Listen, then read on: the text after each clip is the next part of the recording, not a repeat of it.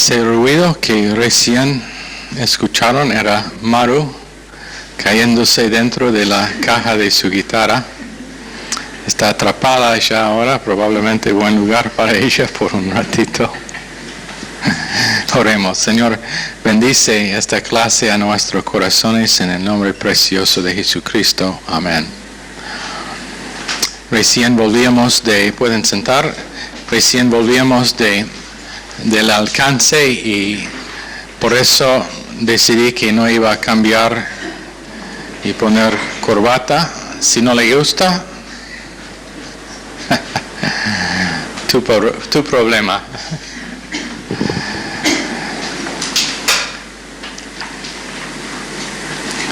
Ok, estamos en 1 Timoteo, verso 5, hablando de fe no fingida. Y con ese tema vamos a seguir esta noche. Fe bíblica es casi inconocida esta noche, no hablando necesariamente de gente que no son salvos, pero hablando de también creyentes. Fe bíblica es casi inconocida. ¿Por qué? Porque uno no puede tener fe bíblica sin conocer la Biblia, sin conocer la naturaleza de Dios, sin conocer lo que es que Dios dice. Es imposible tener fe bíblica. Muchos movimientos de fe, movimiento de fe no necesariamente significa fe bíblica.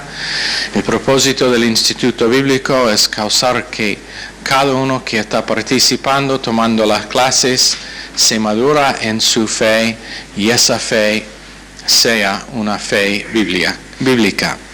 Número 1, fe no fingida significa fe sin hipocresía.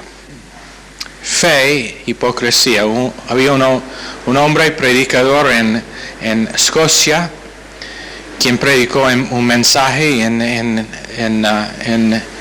durante el culto. Él oró para que llueva porque no habían tenido lluvia por un tiempo largo y él pidió de Dios que llueva. Y entonces fue para caminar con su hija y ella llevó su paraguas. Y él preguntaba a ella, ¿por qué está llevando esa cosa? Y dijo, porque yo tengo confianza que va a tener su oración contestado. Y dentro de 45 minutos empezó a llover. ¿Cuántas veces gente pide cosas de Dios, pero la verdad es que no piensan que Dios va a contestar? ¿Cuántas veces gente han citado Gálatas 2:20 que estamos crucificados con Cristo, pero la verdad es que no lo creen? No confían en la eficacia de la co-crucifixión nuestra, entonces no pueden disfrutar el resultado de una fe bíblica. Número 2, tenemos que confiar, tenemos que creer que Dios es absolutamente lleno de integridad. Mateo 14:28. Entonces le respondió Pedro y dijo, Señor, si eres tú, manda que yo vaya a ti sobre las aguas. Y él dijo, ven. Pedro descendió de la barca y caminó sobre las aguas y fue hacia Jesús. Pero al ver el viento fuerte tuvo miedo y comenzó a hundirse. Entonces gritó diciendo, Señor, sálvame. Y el Señor le salvó por causa de que fue bajo gracia, pero él actuaba primero en una invitación y confiaba en la integridad de Dios, que si Dios le dijo, venid, que le iba a proteger de las fuerzas naturales en esas circunstancias. Lamentablemente mucha gente quiere tener ese tipo de fe, pero sin, número 1, conocer Dios y su naturaleza suficiente para oírlo decir venid, y número 2, sin desear huir de Dios, simplemente quieren la manifestación de un gran fe, pero sin huir de Dios. Hebreos 11:6, sin fe es imposible agradar a Dios porque es necesario que el que se acerca a Dios crea que Él existe y que es galardonador de los que le buscan. Sin fe, imposible agradar a Dios. ¿Pero qué tipo de fe? Fe que procede de sí mismo, fe subjetiva o fe objetiva. Dios está buscando fe objetiva porque fe siempre, siendo que es un verbo y un verbo transitivo, siempre demanda un objeto. Y ese objeto es la palabra de Dios, sus promesas, su integridad, el hecho de que cuando nos habla es fiel para cumplir lo que es que nos dice. Cada promesa de Dios es fiel.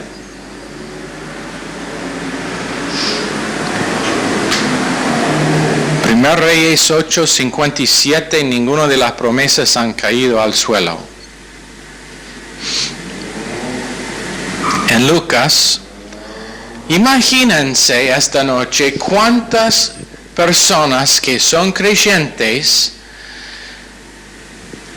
y profesan fe, pero sin conocer las promesas de Dios, sin conocer gracia, sin conocer la obra consumada, sin tener una posición de reposo, no pueden confiar a Dios en una manera que es agradable a Dios. Dice que sin fe de ese tipo, imposible agradar a Dios. Aunque están buscando a servirle con todos sus corazones, con toda su fuerza, desagradables a Dios por no tener fe que es una fe bíblica.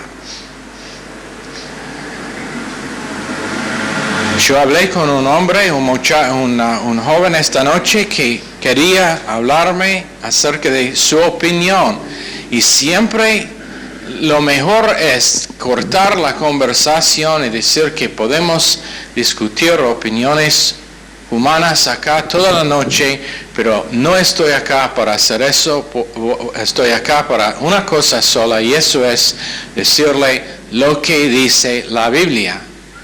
Fe que está basada en una opinión acerca de lo que es fe, es una fe que es desagradable, pero fe que está basada en lo que la Biblia dice y lo que la Biblia define como fe real, es la única cosa que puede disfrutar, que puede agradar a Dios. Lucas 8:22. Aconteció en uno de aquellos días que él entró en una barca y también sus discípulos, y les dijo: pasemos a la otra orilla del lago, y zarparon. Pero mientras ellos navegaban, él se durmió. Entonces se desencadenó una tempestad de viento en el lago, y ellos se anegaban y peregraban, acercándose a él, y le despertaron diciendo: Maestro, Maestro, perecemos. Y despertándose, reprendió al viento y al oleaje del agua, y cesaron, y se hizo bonanza. Jesús estuvo descansando en la provisión de su Padre, en cuidarle, y entonces también tener autoridad sobre el tiempo. Entonces él buscaba cómo enseñarles una lección acerca de tranquilidad, de paz que uno tiene cuando tiene fe bíblica. Entonces por eso se durmió en la barca. Verso 25. Entonces le dijo: ¿dónde está vuestra fe? Atemorizados se maravillaron, diciéndose los unos a los otros: ¿quién es este que manda aún a los vientos y al agua y le obedecen? Lo que creemos está basada en lo que conocemos de Él que nos promete. Lo que creemos está basado en lo que conocemos y sabemos de Él que nos prometió. O en otras palabras, nuestra fe siempre tiene que estar basada en las promesas. Lo que usted confía acerca de mí o acerca de otra persona está basado en lo que conoce de mí o de esa otra persona. Si yo confío que una persona es confiable, le voy a confiar, pero si yo conozco que una persona es confiable, lo voy a confiar. Pero si sé que la persona es desconfiable, que es mentiroso, que es un ladrón, seguramente no le voy a confiar. ¿Por qué? Porque lo que conozco me dice que no es confiable. Yo confío Dios en el base de lo que es que me dice. Y si no conozco lo que es que me dice, no le puedo confiar correctamente. Eso es el porqué tenemos instituto bíblico. Eso es el porqué cuando alguien me dice de qué tipo es este ministerio, es una iglesia bíblico-céntrica. ¿Por qué? Porque lo que enseñamos está enseñada sobre la base de lo que dicen las Escrituras y nada más. Número 3, fe es la única cosa que agrada a Dios. La única cosa.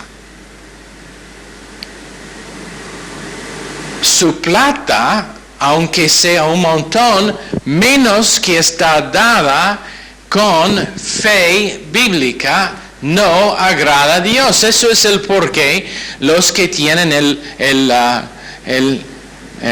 contenedor grande para tomar la ofrenda y animan a gente, ¿quién va a poner el primer 100 pesos?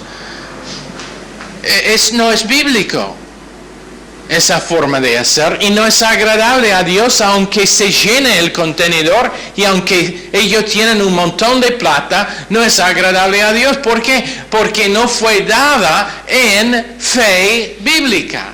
Pero la viuda que dio 2 centavos en la ofrenda, su fe agradó a Dios porque fue basada en la promesa de que Dios la iba a cuidar aunque no tenía nada visible. Gran diferencia. Nosotros pensamos que uno que da en la ofrenda un montón de plata y dice, bueno, yo voy a confiar que Dios... No, está confiando en algo falso porque su fe es algo que procede de sí mismo, es emocional, es sentimental, es subjetivo, no basada en las promesas, y Dios no le habló poner esa cantidad. ¿Sabe qué? Una noche para el culto yo voy a tomar la ofrenda y lo que voy a decir es lo siguiente: yo no quiero que nadie ponga nada en la ofrenda menos que Dios le dice. Ahora vamos a orar para que Dios le dice cuánto poner en la ofrenda. ¿Por qué? Porque responsabilidad a un hombre, responsabilidad a una algo que se piensa ser deuda, no vale. Lo que vale es confianza en lo que Dios ha dicho. 4. La visión que tengamos viene por fe. Propiedad, escuelas, instituto bíblico, alcance en todas las provincias, micro para que todo el ministerio puedan viajar juntos o por lo menos un grupo grande, viaje a Baltimore para el Congreso un año con un gran número de personas. Visión, una visión que está basada en fe bíblica. ¿Por qué? Porque la Biblia dice: id en toda provincia de Argentina para evangelizar Jerusalén, Judea, Samaria y los extremos del mundo. Entonces es una fe bíblica basada en las promesas. ¿Y qué más dijo Jesucristo en Mateo 28, 19 y 20? Que toda autoridad está dada a Cristo, por eso vayamos y Él va con nosotros. Promesas. 5.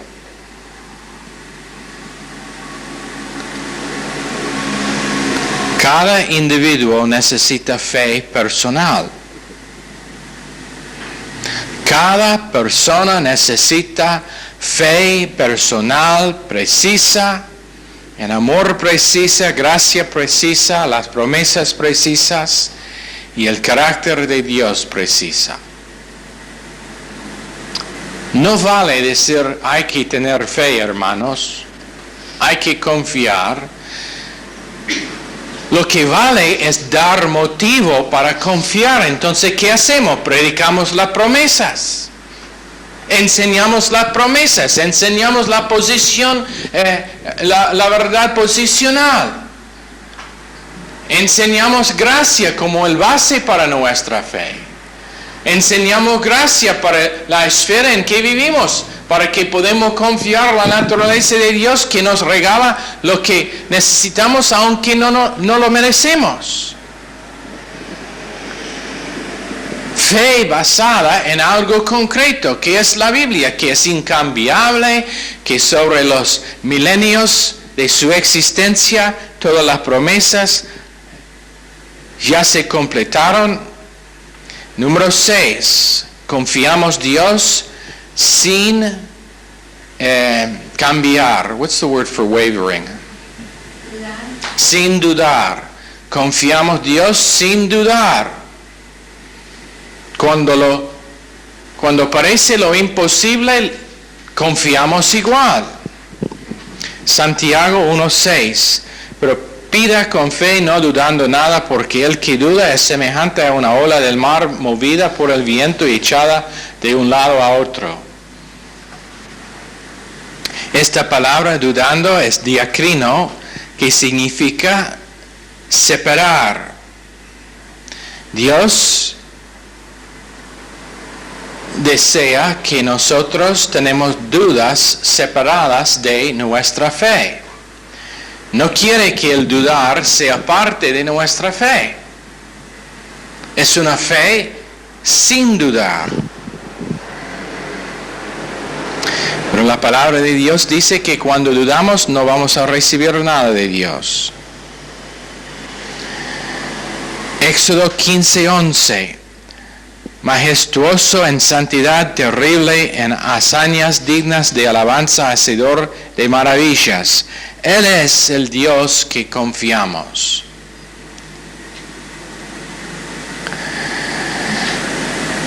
En 2 Tesalonicenses número 7, vuestra fe va creciendo sobremanera. Fe no fingida echa fuera todas las dudas. Y esta palabra sobremanera es hipocrasano, que significa la medida más alta posible con respecto a lo que hemos recibido. Crecemos exceedingly.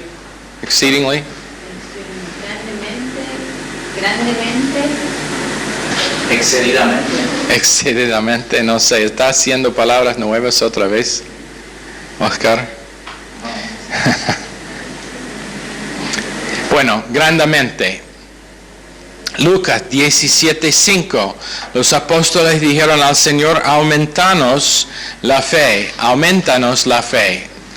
Aquí tenemos un imperativo eurista activa de prosmitimai, que significa tener algo añadido, como en Hechos 2:41, cuando dice que fueron añadidos cada día nuevos miembros a la iglesia. Prosmitimai. Después somos fuertes en fe.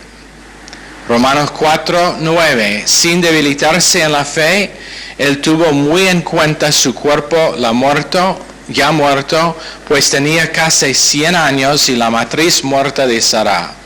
Abraham fue fuerte en fe por dar gloria a Dios por lo que confiaba. Verso 20. Y esta palabra fuerte en fe es, o poderosa en fe, es aorista pasivo, que significa que él recibió el poder de Dios por causa de que le confiaba. Aorista pasiva significa que él recibió la acción del verbo. Y la acción era estar hecho fuerte por causa de lo que confiaba. Él lo recibió porque confiaba en el objeto quien era Jesucristo. Y en esa fuerza, en ese poder, los dos de ellos dieron a luz a un hijo con 100 años. Jesús dijo en Mateo 15, 28, mujer, grande es tu fe, y la recompensaba tremendamente. En verso 24, respondiendo, dijo, yo no he sido enviado sino a las ovejas perdidas de la casa de Israel. Entonces ella vino y se postró delante de él diciéndole, Señor, socórreme. Él le respondió segunda vez diciendo, no es bueno tomar el pan de los hijos y echarlo a los perritos. Ella dijo, sí, Señor, pero aún los perritos comen de las migajas que caen de la mesa de sus dueños. Oh, mujer, grande es tu fe. ¿Por qué? Porque no confiaba en lo visible, no confiaba en lo que él dijo, porque ella entendió que lo que era diciendo en ese momento no era conforme a su naturaleza. Entonces confiaba en lo que ella sabía de la naturaleza de Dios. Cuando evidencia dice que Dios es contra nosotros, ¿qué es que hagamos? Confiamos en su naturaleza, aunque lo que dice es al contrario. Por haber internalizado todas las promesas de Dios. En Hebreos 10, 22, acerquémonos con corazón sincero en plena certidumbre de fe, purificados la corazón de mala conciencia y lavados los cuerpos con agua pura, retengamos firme la confesión de la esperanza sin vacilación, porque fiel es el que lo ha prometido. Lo que pasa a gente que son apatéticas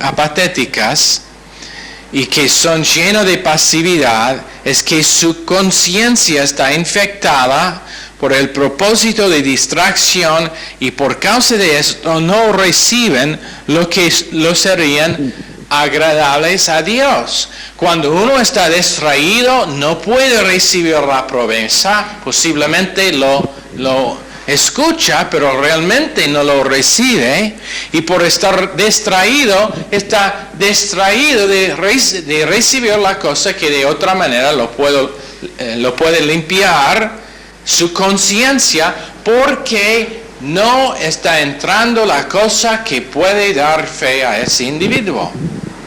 Eso es el por qué tenemos el deseo de cuando tenemos nuestra propiedad nueva, tener esa propiedad en un lugar tranquilo, para que los cultos, las clases, todo lo que hagamos está hecho en un lugar sin distracciones. Eso es el por qué necesitamos tener una guardería de niños durante los cultos.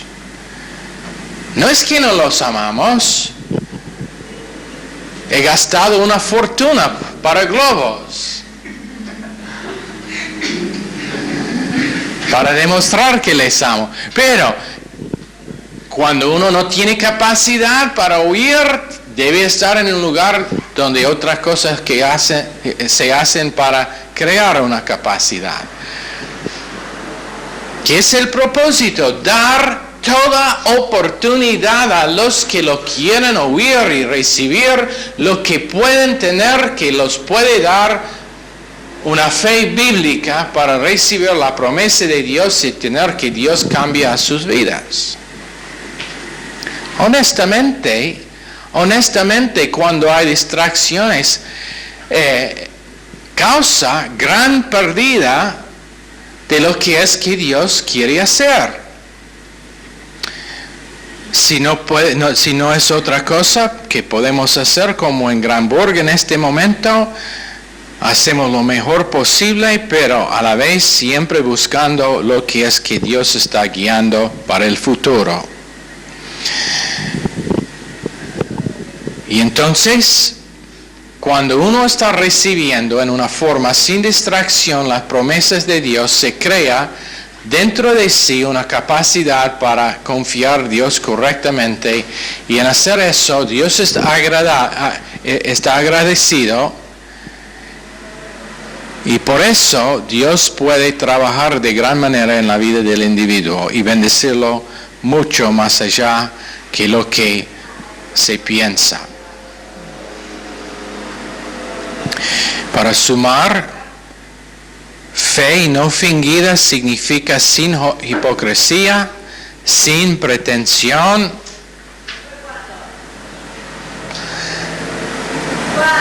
no es vacío, es algo que está estimado, bien alto, respetado, amado,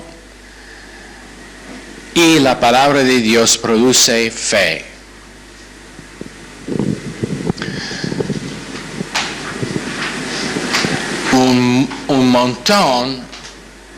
Un número grande de evangelistas que están volviendo rojo en sus caras, buscando animar fe en los que escuchan, no vale para nada.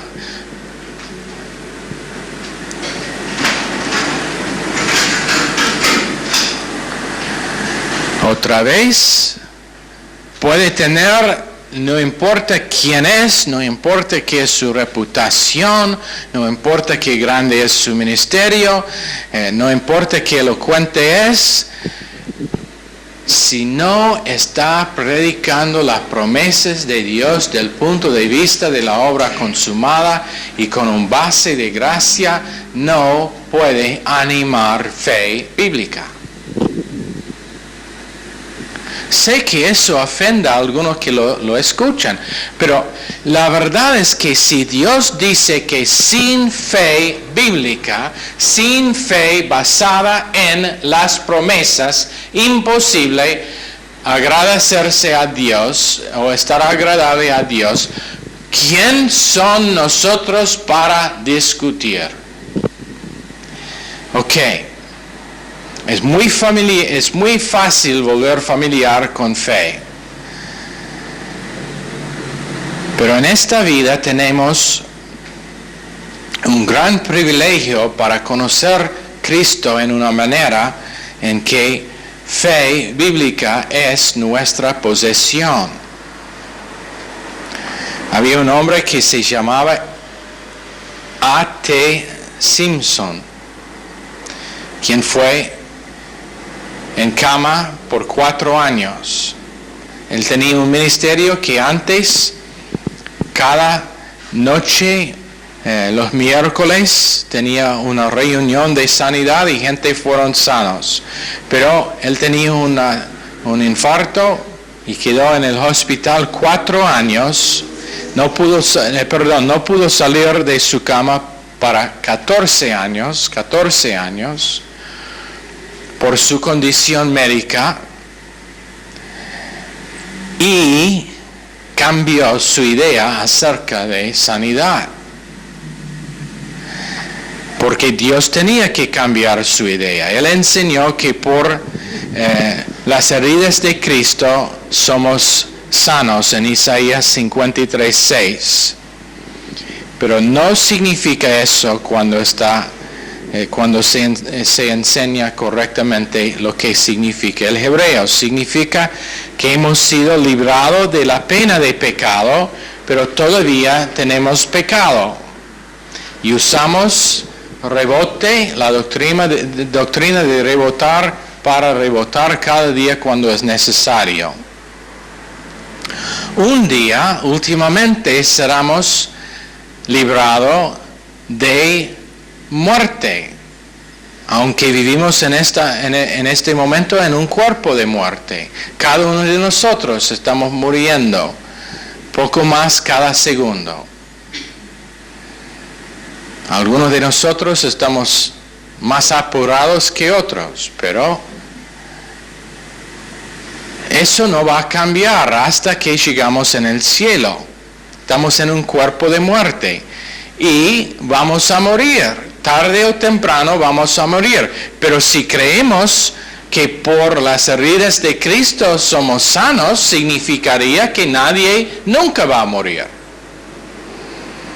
El ministerio que enseña que uno es enfermo por falta de fe, no ha pensado bien el asunto. Significaría que nadie, si realmente es una persona de fe, nunca va a morir. O significa que cada uno de nosotros tenemos que caer en pecado por un tiempito para que Dios nos puede matar. Para que podamos morir. Bueno, la doctrina no es sana. No es práctico, no es razonable y no es verdad. Nuestro alma no muere, pero vuelve a Dios. Nuestro alma nunca va a morir, vuelve a Dios. Estar ausente del cuerpo es estar presente con Dios. Muchas razones para sufrimiento. Pecado solamente es uno. Número 1. En la lista de razones para sufrir, por causa de castigo. Hebreos 12:6. Cuando uno está siendo disciplinado por Dios es un tiempo de sufrimiento, pero es la prueba de que es hijo de Dios, que significa que es salvo. Número 2, sufrimos por causa del conflicto angélico. Sufrimos por causa del conflicto angélico. Lo mejor que uno vive por gracia, lo más que será probado en el conflicto angélico, como Job. Y cuando está probado, no va a estar dicho, Dios no le va a avisar de antemano, perdóneme, te voy a probar por un tiempo de 9 meses y esto es como va a ir la prueba. Nadie está avisado de antemano cuando es bajo prueba por causa del conflicto angélico. Pero es por motivo de averiguar si va a vivir por las promesas, si va a vivir por la gracia de Dios. Y es motivo para conocer el cuarto hombre en el horno. 3 entraron, habían 4 dentro y ellos 3 andando a pie y conversando con el cuarto. Si quiere conocer Dios, te aviso una cosa. Tarde o temprano estará puesto en el horno, calentado 7 veces. Porque allí es donde va a conocer Cristo. Y 3 salieron, que significa que todavía Jesucristo está en el horno esperándote a ti. Es un confort, ¿no? Saber que cuando llegas, Él va a estar. Número 3.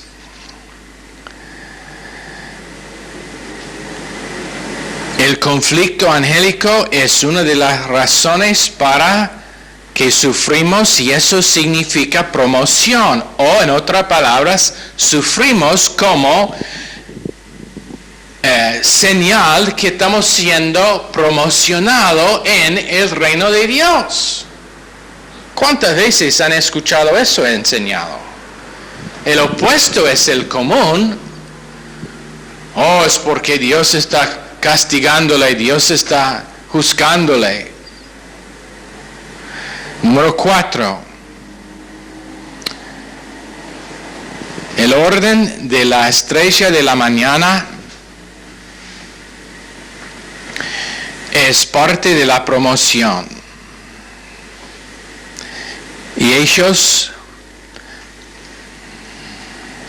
que son parte de ese orden son ellos que tienen la palabra de Dios enseñada precisamente, usan orientación de gracia como su premisa constante y no usan gracia como licencia para pecar. Saben cómo seguir adelante en faz de dificultades, saben cómo aislar el pasado y no recordar lo que pasó ayer. Siempre están yendo adelante en Cristo, quien es eterno en cada momento. Próxima cosa, número 4 creo que es. El orden de la estrella de la mañana es parte de número 3. Ha sido apuntado a nosotros para sufrir. Filipenses 1:29, porque se os ha concedido a vosotros a causa de Cristo no solamente el privilegio de creer en Él, sino también el de sufrir por su causa. Es un privilegio sufrir por la causa de Cristo. Es un privilegio que Dios da a algunos para sufrir.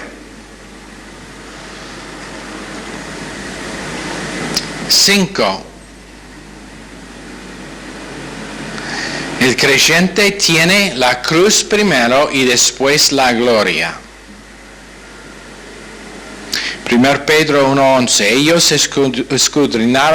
escudriñaban para ver qué persona y qué tiempo indicaba el Espíritu de Cristo que estaba en ellos, quien predijo las aflicciones que habían de venir a Cristo y a las glorias después de ellas.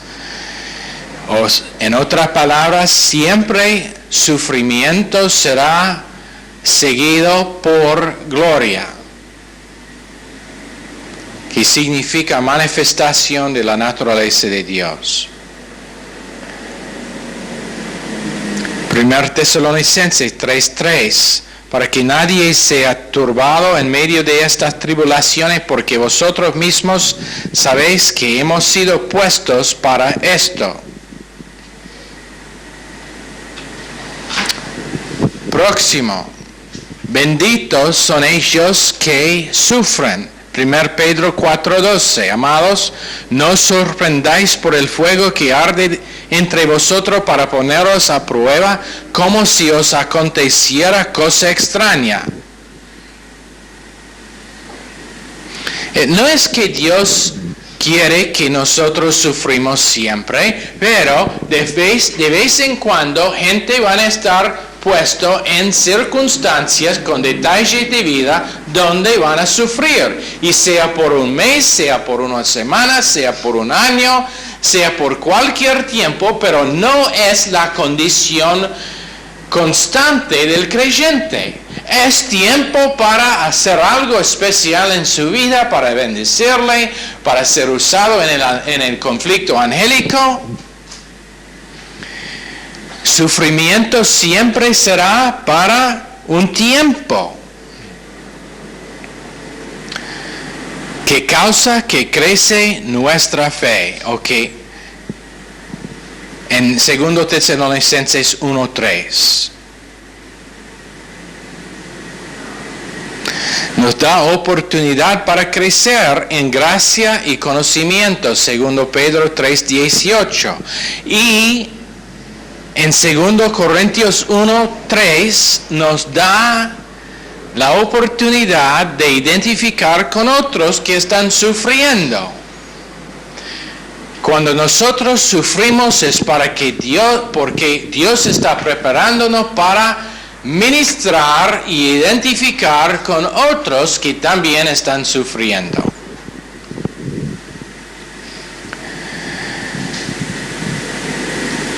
A veces en Ezequiel 16 sufrimos por haber casado mal.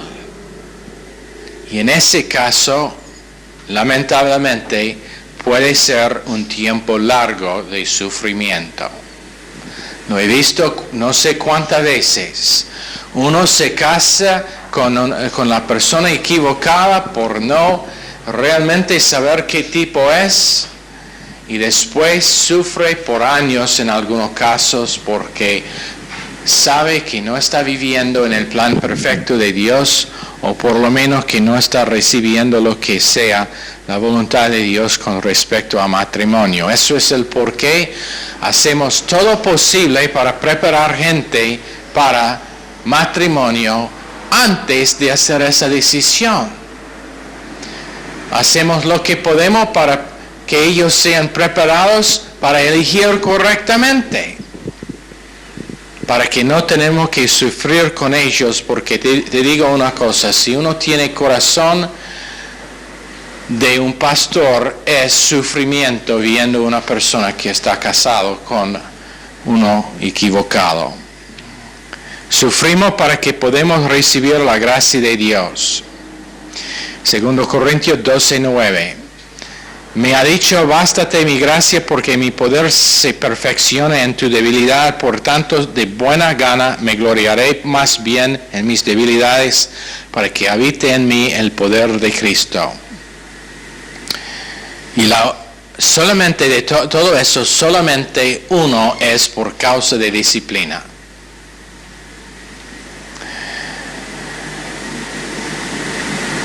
Ok. Doctrina de sufrimiento, espero que eso le ayude a no estar víctima de ellos que enseñan otra cosa sin conocimiento, sin entendimiento y sin agradecer a Dios, sin agradar a Dios. Ok, oremos. Señor, bendice esta clase a cada persona en el nombre de Jesucristo. Amén.